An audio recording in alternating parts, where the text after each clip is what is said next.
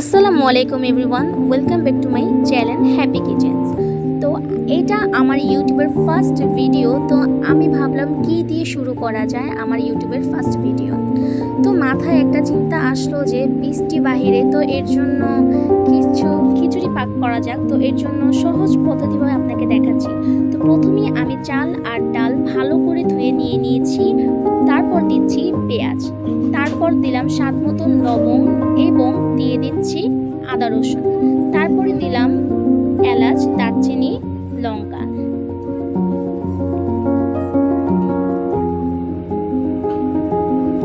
তারপর দিয়ে দিচ্ছি আমি হলুদ, তারপরে দিয়ে দিব মরিচ। মরিচটা আপনাদের স্বাদ মতন অনুযায়ী দিবেন, কারণ কে ঝাল বেশি খেতে পারেন বা কম খেতে পারেন তা আপনাদের উপর নির্ভর করে।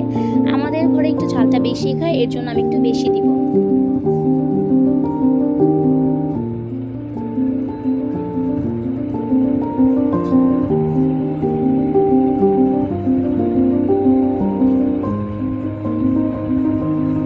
তারপরে দিয়ে দিচ্ছি জিরা,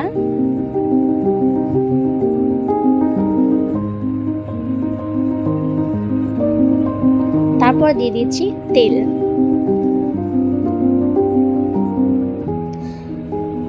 তো এটা আমার ইউটিউবের ফার্স্ট ভিডিও, আশা করি আপনারা কিছু মনে করবেন না, কারণ আসলে ইউটিউবের প্রথমত ইউটিউবের কোনো ধরন বোঝা যায় না। তো এখান থেকে আমার শুরু হবে, পরবর্তী আশা করি আমার ভালো ভালো ভিডিও আসবে আপনাদের কাছে। তো প্লিজ পাশে থাকবেন। আর এখন দিয়ে দিচ্ছি আমি আলু, কারণ খিচুড়িতে আলু ছাড়া মজা লাগে না। আর দিয়ে দিচ্ছি গরুর মাংসর চর্বিগুলো, কারণ গরুর মাংসর যে চর্বিগুলো তেল দিয়ে খিচুড়ির স্বাদ অনেক মজা লাগে। আমি জানি না যে আপনারা কেউ ট্রাই করেছেন কিনা, কিন্তু আমরা ট্রাই করেছি, তো আমাদের কাছে এটা অনেক মজা লাগে, তো আপনাদের সাথে শেয়ার করছি আমি। তো এখন ভালোভাবে সব কিছু নেড়ে নিচ্ছি, যাতে সব মশলাগুলো একসাথে ভালোভাবে মিক্সড হয়ে যায়।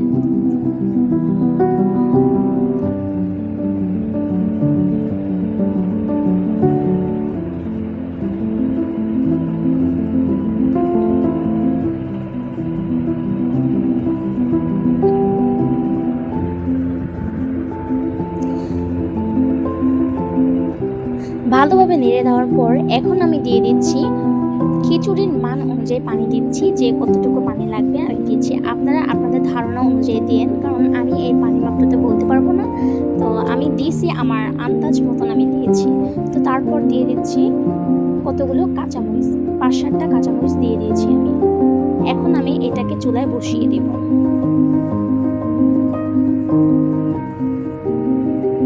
তো গাইস, আমি আবার এসে বললাম আমার খিচুড়ি রান্না হওয়া ডান।